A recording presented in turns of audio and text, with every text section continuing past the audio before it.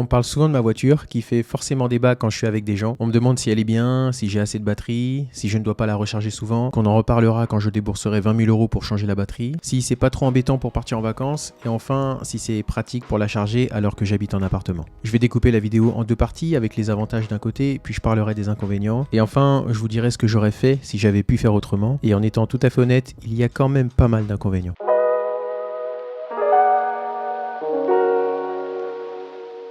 Au niveau des avantages, et c'est indéniable, le coût à la possession d'une Tesla, à part l'achat au départ, qui n'est pas aussi cher qu'on le croit, est vraiment plus avantageux que posséder une voiture thermique. Il faut savoir que dans une Tesla, il y a beaucoup moins de parties amovibles, ce qui fait qu'il y a peu d'entretien, il n'y a pas de moteur à proprement parler, donc pas de bougie ou de courroie de distribution par exemple. Pour entretenir ma Tesla, je dois faire attention à la pression des pneus, contrôler le liquide lave-glace, et c'est tout. Non, je dois aussi prévoir une visite aux alentours de 30 000 km pour contrôler les plaquettes de frein et voir si tout le côté technique fonctionne bien, à savoir les sondes, les capteurs, l'éclairage. J'aurai aussi mon train de pneus à changer, donc je peux ajouter facilement 800 € et c'est la plus grosse facture. Moi, ce que j'ai dû faire jusque-là a été de changer un pneu qui avait pris un clou et j'ai dû acheter 2 barils de liquide lave-glace en un an, donc autant vous dire que je n'ai pas beaucoup dépensé pour ma voiture en un an. Évidemment, un autre avantage est l'économie d'essence. Je ne vais pas vous faire l'affront de vous faire la comparaison entre le litre d'essence et le kilowatt, mais avoir une voiture électrique, c'est alléger sa facture de plusieurs centaines d'euros. D'ailleurs, j'en parle dans ma vidéo bilan que vous trouverez dans la description,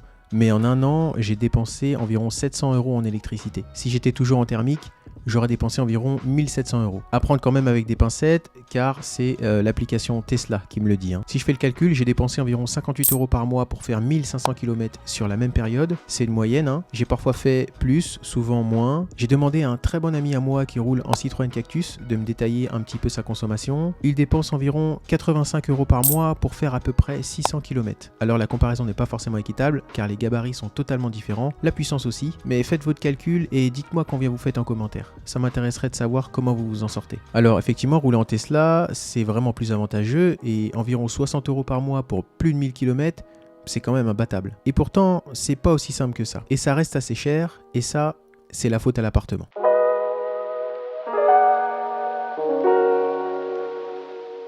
Je suis en appartement, donc j'ai pas la possibilité d'avoir une prise chez moi, même si je sais que c'est possible avec certaines copropriétés. Renseignez-vous sur le droit à la prise si vous voulez en savoir plus. Certaines copros permettent l'installation de bornes, mais c'est souvent un processus assez long et coûteux. Il faut convaincre le syndic, obtenir des devis et parfois partager les coûts avec les voisins. Et c'est ce qui m'amène à vous parler des inconvénients.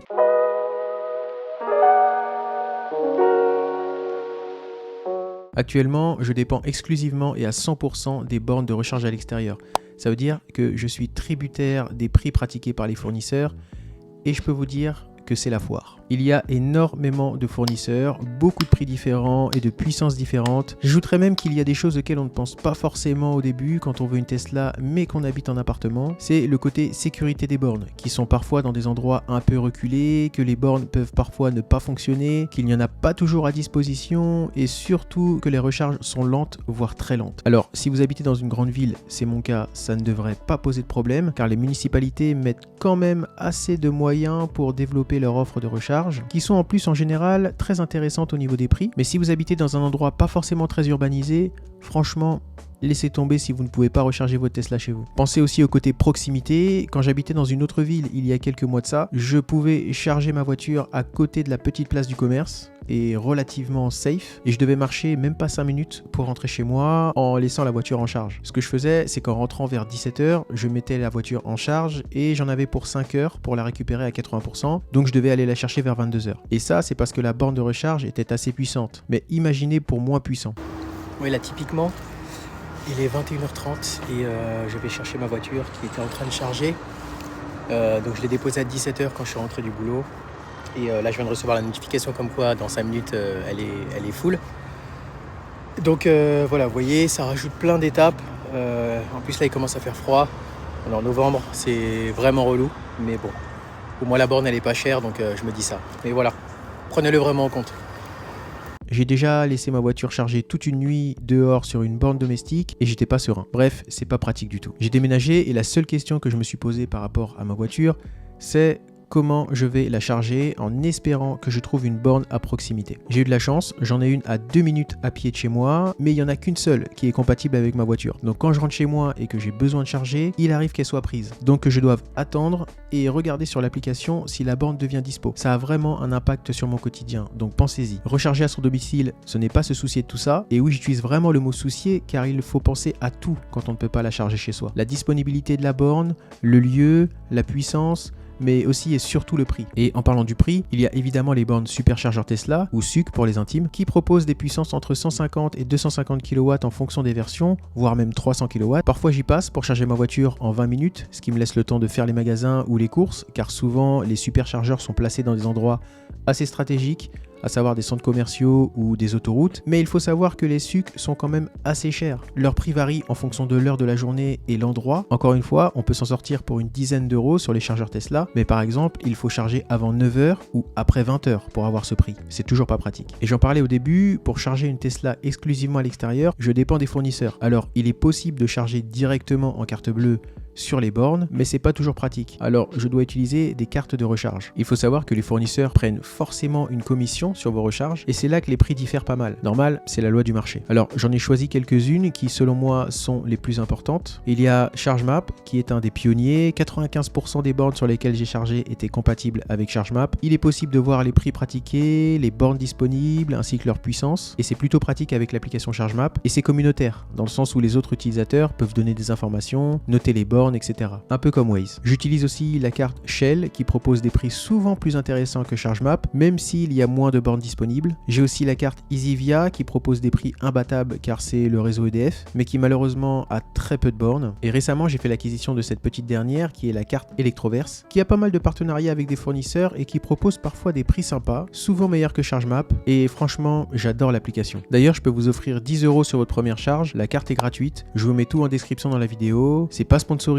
c'est juste pour partager. Enfin, j'utilise l'application ChargePrice qui fait de son mieux pour comparer les prix en fonction des fournisseurs et ça c'est vraiment sympa. Celle-ci, c'est uniquement pour avoir les informations. Les prix varient énormément en fonction des bornes et de la carte choisie. Je peux m'en sortir pour 8 € le plein, c'est-à-dire quand je charge de 20 à 80% sur EasyVia par exemple, mais je peux me retrouver avec des factures de 15 à 30 € quand je charge chez Electra par exemple, qui propose jusqu'à 300 kW, mais ça a un certain prix. Moi, je vous conseille surtout ChargeMap, Electroverse et ChargePrice pour être plutôt tranquille, même si votre choix dépend énormément des bornes disponibles et si vous voyagez beaucoup ou pas en électrique, car pour le coup, il faudra peut-être choisir d'autres fournisseurs. En fait, avoir une Tesla en appartement, c'est aussi payer pour plein de fournisseurs quelque chose que je n'aurais pas à payer chez moi en maison. Alors, petite précision quand même, il y a toujours des endroits où je peux charger gratuitement, mais c'est de plus en plus rare, en tout cas où j'habite. Et en général, c'est jamais une charge complète ou ni une puissance de fou quoi. Alors, c'est sûr qu'avoir une Tesla en maison, c'est l'assurance de pouvoir charger la nuit, au chaud, à des prix souvent très bas en fonction de votre forfait électrique. C'est avoir la voiture à 100% tous les matins et j'imagine à quel point ça doit être satisfaisant. Et on n'y pense pas non plus, mais c'est aussi la possibilité de mettre la voiture à jour depuis la maison. Moi, pour mettre ma Tesla à jour, je dois carrément mettre en partage de connexion avec mon téléphone. En appartement, c'est tout l'inverse. Moi, je suis toujours entre 20 et 80% et j'ai pas cette satisfaction. Je dois attendre la charge ou je dois mettre la voiture dehors. Même question assurance, je paye un peu plus cher que les autres. Alors, si je devais le refaire, voilà ce que je ferais. Déjà, je ne prendrais pas une grande autonomie, mais une version à batterie LFP qu'on peut charger à 100%. Comme ça, j'aurai l'autonomie maximum. Car là, j'ai une grande autonomie. Mais en fait, je ne peux pas utiliser sa grande capacité, sauf quand je pars en vacances, ce qui me permet de faire beaucoup moins d'arrêts au chargeur. Je vous explique brièvement, sur ma batterie, si je charge à 100% et que je n'utilise pas immédiatement la charge, ça détériore la batterie. Vraiment, si vous êtes en appartement, ne prenez surtout pas une grande autonomie, pensant que ce sera mieux. En deuxième, et si j'étais vous, j'aurais regardé plus en détail les chargeurs disponibles aussi proches de chez moi que possible, car je vous garantis que j'ai eu de la chance, mais si vous n'avez pas de chargeur faisable à pied de chez vous, vous allez beaucoup trop galérer. En dernier, si vraiment vous voulez une Tesla en habitant en appartement, regardez où se trouvent les chargeurs Tesla. C'est ce que j'ai fait et c'est aussi pour ça que j'ai finalement décidé de prendre une Model 3. C'est que j'ai 2 stations superchargeurs à côté de chez moi, dont une qui est sur le chemin de mon travail. Donc du coup, ça me dérange pas trop. J'en ai pour 20 minutes et c'est réglé. Salut la team. Donc là, typiquement, il est 8h11 du matin et je viens d'arriver au superchargeur Tesla. Donc là, j'en ai pour 30 minutes. Donc ce qui s'est passé, comme je le dis dans la vidéo, c'est que hier soir, quand je suis rentré chez moi, donc j'ai été sur la borne unique qui est à côté de chez moi, à 3 minutes de chez moi, mais elle était prise par une Fiat 500 électrique. Donc du coup, j'étais à 27% en rentrant chez moi. Donc du coup, ce matin, j'ai dû me lever plus tôt. Donc 30 minutes plus tôt pour aller à la station de recharge. Je suis arrivé à la station de recharge Alors j'étais à 25 hier soir et je suis arrivé ce matin à la station avec 21%. Donc voilà, typiquement c'est ce que je dis, si vous n'avez pas de station sur le chemin de votre travail, parce que moi c'est sur mon chemin, donc ça va encore, ça me fait décaler juste de 30 minutes mes horaires, je me lève 30 minutes plus tôt, etc. etc. Mais typiquement si vous n'avez pas ça, et que vous n'avez pas beaucoup de prises à côté de chez vous, franchement c'est une mauvaise idée de prendre une voiture électrique ou une Tesla en habitant en appartement. Donc voilà, là j'en ai pour 30 minutes de charge, bon là il reste plus que 25 minutes, c'est super rapide, il n'y a pas de souci, mais voilà, franchement, ayez-le en tête.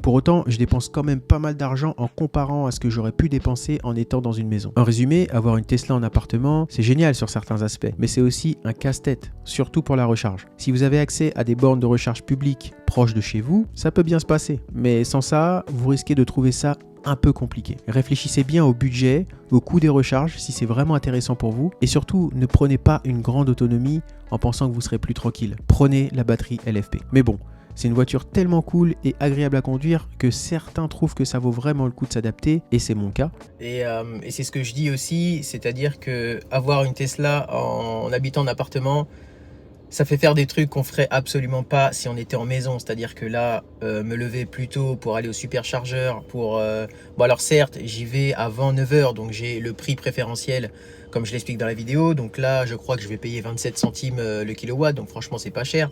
Je vais m'en sortir pour 8-9 € mon plein, entre guillemets mon plein. Mais voilà, typiquement, si vous n'avez pas de maison, regardez ce qu'il faut faire. Et dans mon cas, comme je le dis, j'ai de la chance parce que c'est sur mon chemin, etc., etc. Encore une fois, je le redis. Mais ayez ça en tête. Franchement, ce n'est pas que des avantages. Ce n'est pas que des avantages. Et ça, pour moi, c'est vraiment un inconvénient. Alors, heureusement que dans la Tesla, on peut regarder une série, se mater un film, on peut aller sur Internet. Donc ça, franchement, ça passe.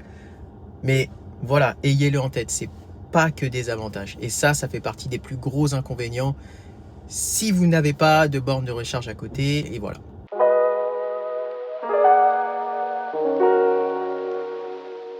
Malgré tous les points négatifs, à chaque fois que je rentre dans ma voiture et que je conduis la Tesla, j'ai le sourire jusque-là.